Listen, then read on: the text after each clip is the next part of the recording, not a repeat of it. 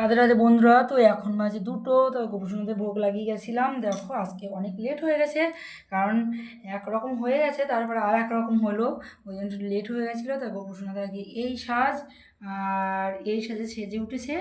আর গোপুসোনাদের এই দেখো আজকে ভোগ লেগেছে কি, দেখো গরম গরম অন্ন।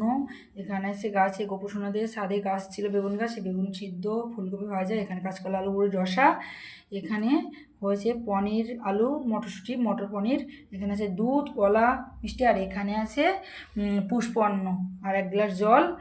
তো প্রত্যেকটা আইটেমের পরে দিয়ে আছে তুলসীপত্র।